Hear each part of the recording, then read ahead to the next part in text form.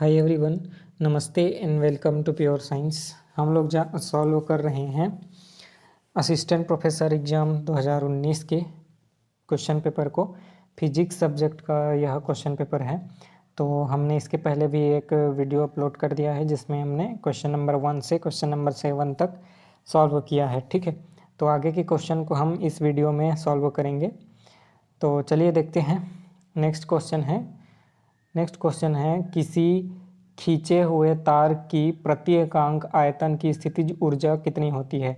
किसी खींचे हुए तार की प्रति एकांक आयतन की स्थितिज ऊर्जा कितनी होती है। ठीक है, ऑप्शन दिए हुए हैं 1/2 प्रतिबल इंटू विकृति, 1/2 प्रतिबल अपॉन विकृति, या फिर 1/2 यंग प्रत्यास्थता गुणांक स्क्वायर इंटू विकृति का स्क्वायर, या फिर 1/2 यंग प्रत्यास्थता गुणांक इंटू विकृति। ठीक है, तो इसमें से कौन सा सही है हमको छांटना है।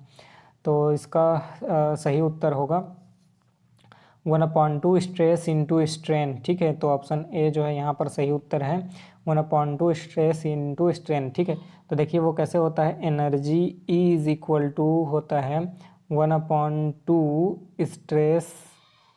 स्ट्रेस इंटू स्ट्रेन, ठीक है, इंटू वॉल्यूम। ठीक है, ये हो गया formula energy, total energy E के लिए जो ऊर्जा होती है ई, उसके लिए फॉर्मूला होता है 1/2 stress into strain into we.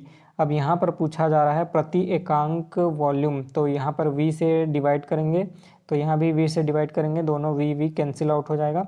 तो हमारे पास बचेगा एनर्जी ई अपॉन वी, यानी कि स्थितिज ऊर्जा प्रति एकांक volume is equal to 1/2 stress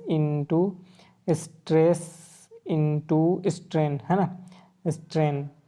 ठीक है, तो ये हो गया ऑप्शन ए जो है सही उत्तर हो गया। अगला क्वेश्चन है एक ही धातु के दो तारों से समान भार लटकाए गए हैं। एक ही धातु के दो तार हैं ऐसा, ठीक है, यहाँ पर समान भार लटकाया गया है, दोनों में समान भार लटकाया गया है। इनमें से एक तार की लंबाई 2 मीटर और व्यास 1 मिलीमीटर है। ये वाले तार की जो लंबाई है यह 2 मीटर है और व्यास जो है डायमीटर जो है 1 मिलीमीटर है। ठीक है, और इस वाले तार का जो लंबाई है 1 मीटर है, लेंथ 1 मीटर है और डायमीटर जो है 0.5 मिलीमीटर है, 0.5 मिलीमीटर है। तारों की लंबाई में वृद्धि का अनुपात क्या होगा। तारों की लंबाई में वृद्धि का अनुपात क्या होगा यह बताना है। ठीक है, तो देखिए इसके लिए हम यंग मॉड्यूलस का उपयोग करेंगे। ठीक है, यंग मॉड्यूलस का फॉर्मूला होता है Young modulus is equal to stress upon strain, है ना। तो Young modulus is equal to stress upon में स्ट्रेन। ठीक है, स्ट्रेस अपॉन में स्ट्रेन। ठीक है, तो हमारे पास है स्ट्रेस का वैल्यू फॉर्मूला होता है F अपॉन ए, और स्ट्रेन जो होता है F अपॉन ए हो गया, और स्ट्रेन जो होता है वह होता है डेल L अपॉन L। ठीक है, डेल L अपॉन L। ठीक है, तो ये L जो है ऊपर जाएगा, नीचे में आएगा डेल L। ठीक है, तो ये कैंसिल आउट हो जाएगा, F upon A into L upon del L। ठीक है, y is equal to F upon A into L upon del L। ठीक है, डेल L। ठीक है, अब डेल L का वैल्यू हमको निकालना है, तो del L is equal to हो जाएगा y इंटू ए अपॉन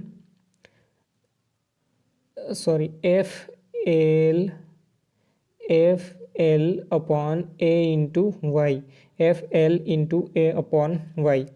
अब इस फार्मूला का उपयोग करके हमको निकालना है del L1 upon del L2, और ये होगा L1 into R2 square upon L2 into R1 का स्क्वायर। ठीक है, अभी इसके पहले जो हमने फार्मूला लिखा था FL अपॉन AY, उसी के अकॉर्डिंग, है ना, डेल L1 अपॉन में डेल L2 करना है। ठीक है, तो F और A और Y ये सभी जो है कांस्टेंट हैं, तो कैंसिल आउट हो जाएंगे। ठीक है, तो बच्चे का क्या L1 into R2 square upon L2 into R1 square. ठीक है, यहाँ से हम रख लेंगे पहले वाले का लंबाई 2 मीटर है, दूसरे वाले का लंबाई 1 मीटर है, ठीक है।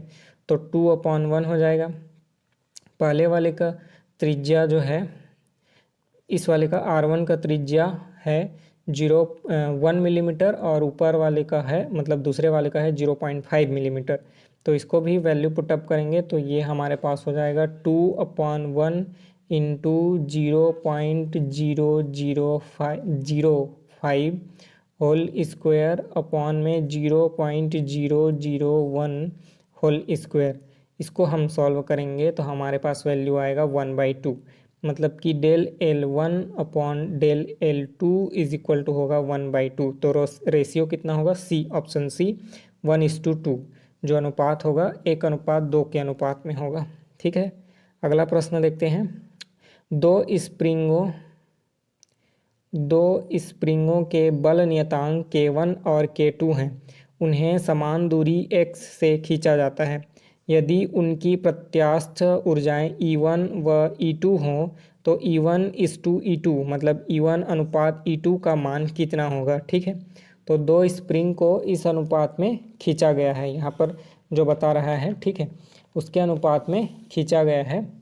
तो हमको निकालना है E1 अनुपात E2, ठीक है। थोड़ा लंबा होगा, ध्यान दीजिएगा। वेट कितना है, ठीक है। तो यहाँ पर सबसे शुरू देख लेते हैं काइनेटिक एनर्जी, है ना, टोटल एनर्जी, प्रत्यास्थ ऊर्जाएं, है ना। प्रत्यास्थ ऊर्जा E1 इज इक्वल टू हो जाएगा 1/2 K1x पूरे का स्क्वायर, और E2 का वैल्यू होगा E2 is equal to 1/2 K2x square, ठीक है। अब दोनों का अनुपात लेना है, ठीक है। E1 अनुपात E2, तो 1/2 दोनों में बराबर है, कैंसिल आउट हो जाएगा। एक्स स्क्वायर और एक्स स्क्वायर ये भी बराबर है तो कैंसिल हो जाएगा। तो बचेगा क्या? K1/K2, मतलब कि E1/E2 इज इक्वल टू हो जाएगा K1 अपॉन में K2। तो रेशियो क्या है? K1:K2। कौन सा ऑप्शन है? Option A, K1:K2। Option A यहाँ पर सही उत्तर है। अगला प्रश्न देखते हैं। सरल आवर्त गति करते हुए कण की सामान्य स्थिति से x दूरी पर स्थितिज ऊर्जा कितनी होगी? एक सिंपल हार्मोनिक ऑसिलेटर कर रहा है, ठीक है। यहाँ एक रिजिड वॉल है, इसमें एक मान लेते हैं कि स्प्रिंग इस प्रकार से बंधा हुआ है और इसके किनारे पर m द्रव्यमान बंधा हुआ है। अब यह जो है फ्रिक्शनलेस सरफेस पर सरल आवर्त गति कर रहा है। तो वहाँ से जो सामान्य स्थिति है, मतलब मिड पॉइंट है, यहाँ से x दूरी पर कण की स्थितिज ऊर्जा कितनी होगी, यह हमको बताना है। तो उसके लिए फॉर्मूला दिया हुआ है 1/2 m⍵² x स्क्वायर, या फिर 1/2 m⍵² a स्क्वायर, या फिर 1/2 m⍵² into a² - x square, या फिर D, option D 0।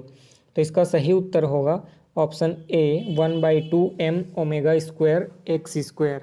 1/2 m⍵² x square is the right answer.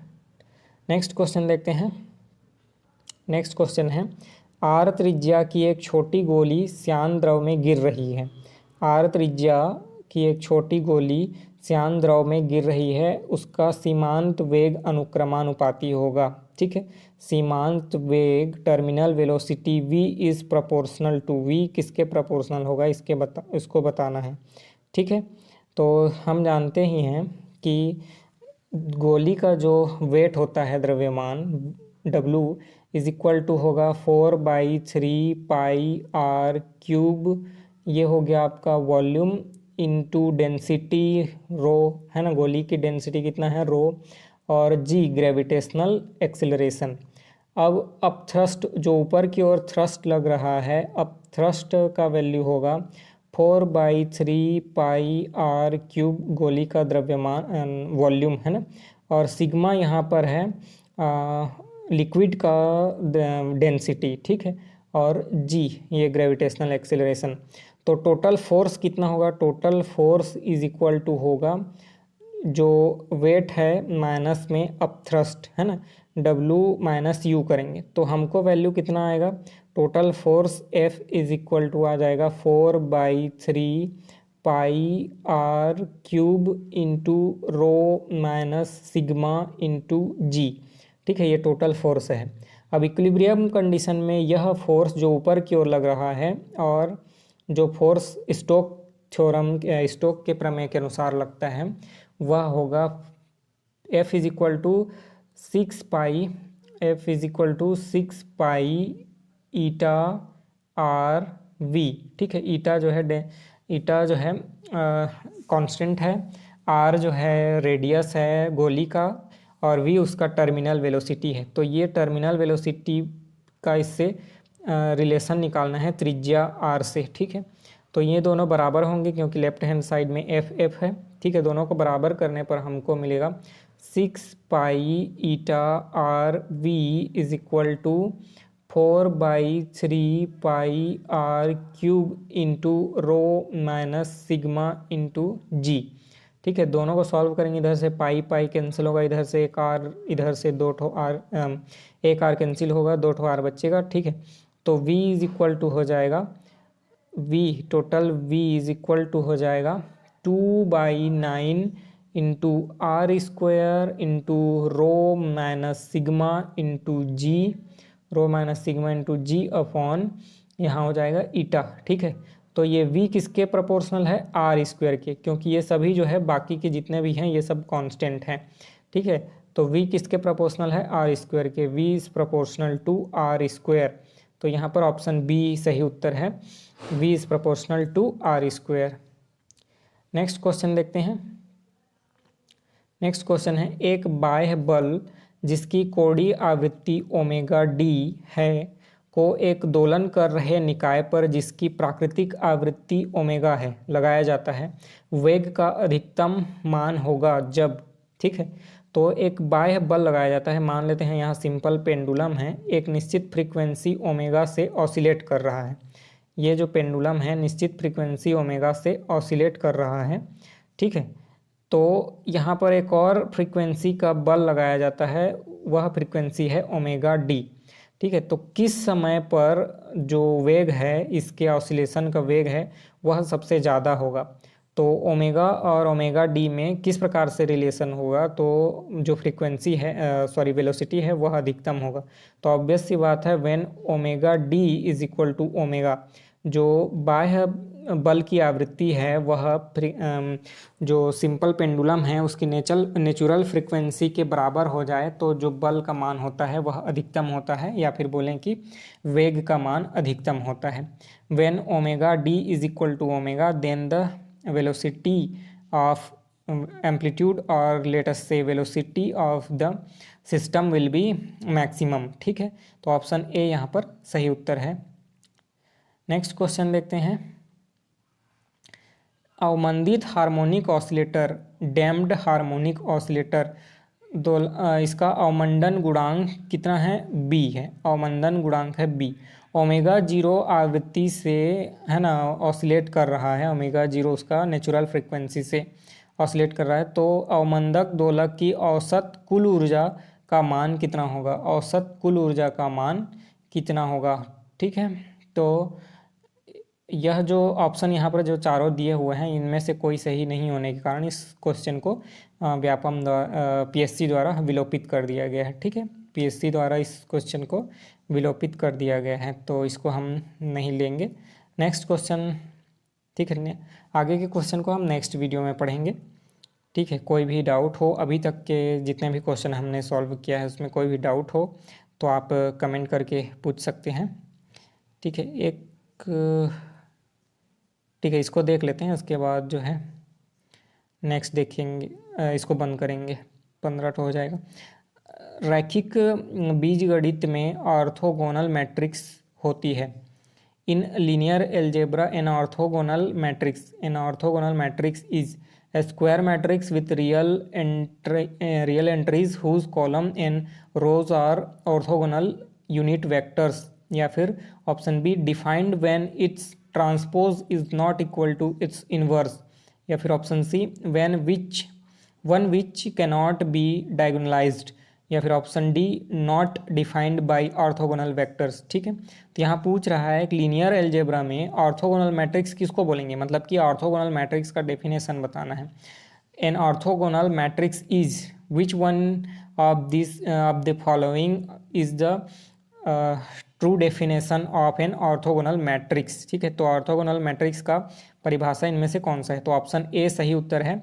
A square matrix, orthogonal matrix is a square matrix with real entries, है ना, जिसमें real quantities हों, whose columns and rows are orthogonal unit vectors. ठीक है, उसका जो column होंगे और ये रो होंगे, है ना, इस प्रकार से रोज होंगे और जो कॉलम होंगे वो क्या होंगे?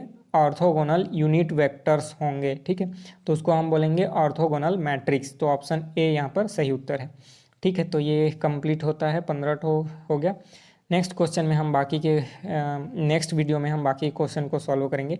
यहाँ तक कोई भी डाउट हो तो आप पूछिएगा, कमेंट कीजिएगा, और कोई सजेशन देना चाहते हैं तो वो भी कमेंट करके बता दीजिएगा। इसका PDF आपको मिल जाएगा टेलीग्राम चैनल में।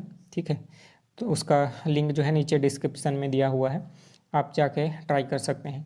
कोई भी डाउट हो तो पूछिएगा। मिलेंगे अगले वीडियो में, तब तक के लिए नमस्ते, थैंक यू।